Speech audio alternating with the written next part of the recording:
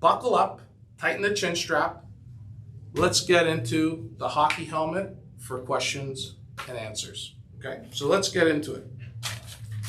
So here's a question from KZ067. I see a lot of cottages that were bought in 2021 are listed for sale now. Is it the rates? Well, it's a number of things. Okay, number one, a lot of people fled to these type of homes because of COVID and the lockdowns, and they just need to get out of the city. So it was more impulse purchasing of cottages. A lot of work from home initiatives propelled that influx of people buying these cottages. And now that rates have gone up, and remember, a lot of these people leverage their principal residence. They use their lines of credits to purchase these cottages. And this is when the line of credit rates were at about 295, which is prime plus a half. Back in 2021, when prime was 245, the average HELOC rate is prime plus a half. Okay, so you're looking at 295. Well, just last week when the Bank of Canada increased rates, prime is now, the commercial prime rate is 7.2%. So when you go from 295 to 7.7, that's a shitload of money, okay? More cost, more carrying, monthly carrying costs. Now you gotta carry two homes, property taxes are going up, cost of heat's going up. You gotta maintain these properties. Now you got two sets of properties that you gotta maintain. It's really taking a toll on folks carrying debt, okay? And that's probably one of the reasons that's driving a lot of these properties to be sold. And people are starting to realize they're not for season usage. You know, it's tough in the wintertime. It's only a seasonal home. Get tired of the commute. It's not working, okay? You really gotta be a cottage goer to really take full advantage of the benefit. And if you're leveraging to purchase these things, which most did because of the cheap rates, it could be quite the burden. So I attribute rates to being a major reason why that took place. Next question, Connie Tong 519. Are you on variable or fixed rate for your investment properties? Okay, so this is a very good question. If you're buying a rental property, you should be in a fixed rate mortgage, okay? It's really important you match up your revenues with fixed costs, okay? Because as you know, if you have a good quality tenant, you really can't adjust their rent upwards, by anything you want. You're kind of controlled by the landlord-tenant board set rate, which I think last year was 2.5%. So when you could only increase your rents by a very nominal amount, it's very important that you fix your borrowing costs, which is going to be your biggest expense for that investment property. What's happened is a lot of folks bought investment properties with variable rate mortgages, okay? And in doing so, have now seen negative cash flow. And these properties are upside down. And they're being triggered, banks are asking them to increase the payment, and they're now on a one bedroom in the GTA, you're probably about $1,200 to $1,500 underwater a month. Okay, it doesn't cash flow out if it's fully leveraged at 75, 80%, which becomes quite problematic. If you had fixed your payments for that 5-year period, you would have had some peace of mind knowing that your borrowing costs weren't going up, and the only thing that you really had to worry about were your condo fees and property taxes.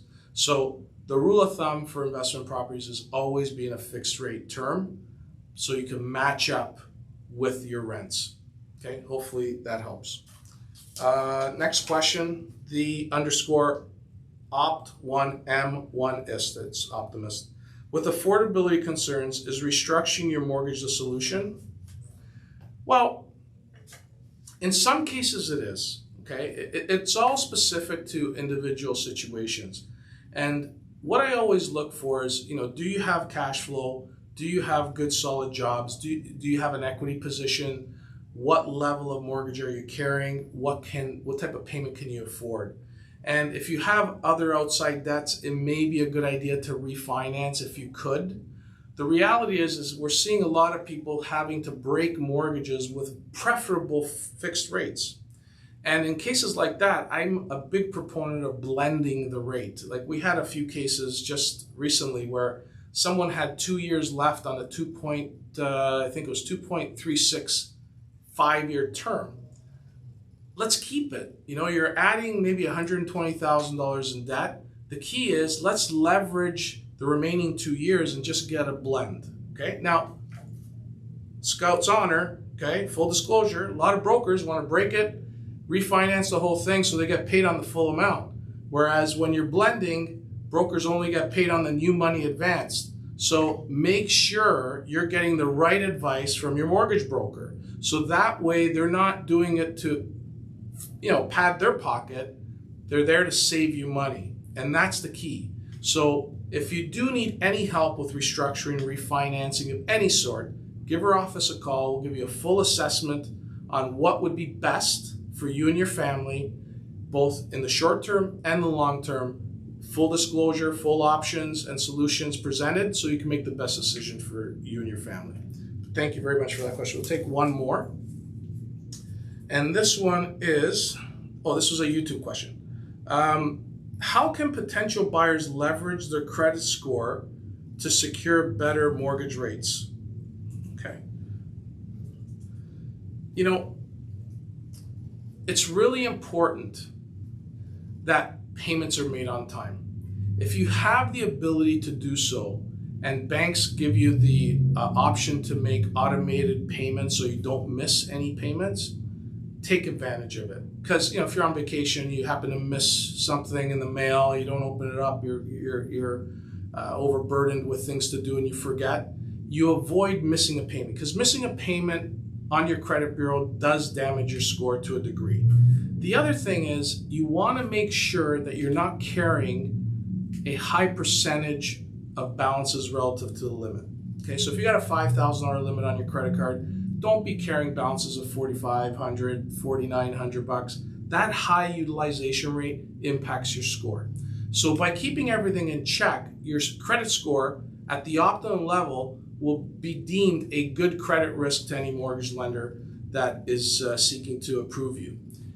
It's so critical that utilization rates, repayment history, and the limited inquiries to your credit are signs that you're not a credit seeker and you are kind of allergic to debt. When you're paying your debts on time, you're getting rid of all your balances on your credit card on a monthly basis. It only helps your credit score. But keep in mind, whether you're a 700 beacon or an 800 beacon, as long as you're over that threshold of 680, you're in good shape, okay? So just do your best. It's always helpful in the long run, and you'll be in good shape. I think there's a question being asked up here. Give me 1 second. This is from Gomes, Matthew 14. After seeing June's inflation rate, do you think another hike is in the playbook for the Bank of Canada at the next meeting? Well, this summer is going to be really interesting. OPEC is going to be cutting how many barrels of oil they're producing every day. I think by 8, 9, it was almost a million barrels a day. If there's going to be a short supply of oil, expect gas prices to go up again. One of the main factors why the inflation rate dropped in June was gas. Okay, so if that starts moving up again, and we're now getting the full extent of the carbon tax that was implemented July 1st, look out for July's inflation rate to move upwards with energy. The mortgage interest cost is going to go up again because more and more people are renewing their mortgages at higher rates. And as we get through to the end of the year, more and more people are going to be seeing higher rates. So inflation is all relative to people's households. And as more and more people come up for renewal, that mortgage cost is going to go up for more folks. So expect inflation to continue to be sticky because we haven't gone through the peak renewal pain, as I call it, with mortgages. But thank you very much for that question. Sorry. Got a lot of opinions here about where the country's going. just see here. What else do we got?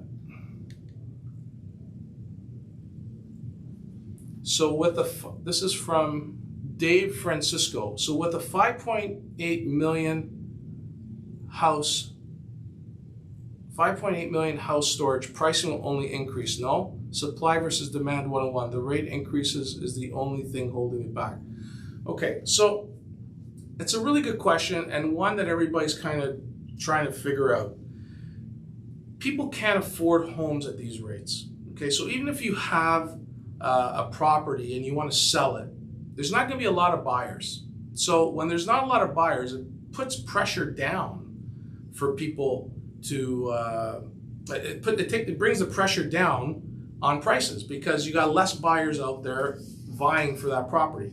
The days of, multiple offers are pretty much gone, except in the, those unique, desirable communities where, it's a little bit upper class and people are trying to be in there.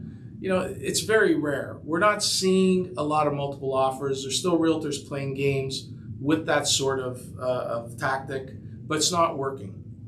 Expect condos to be the first domino to fall. We're already starting to see assignment sales at below purchase price because a lot of these investors can't close. Okay, lenders are getting very cautious. There's more documentation required. There's more detailed items being requested by lenders, and they're tightening up. They're really tightening up. What's going to be interesting is with all the commercial properties starting to get upside down with higher rates, what will the banks sacrifice? Are they going to sacrifice their commercial portfolio or the residential portfolio?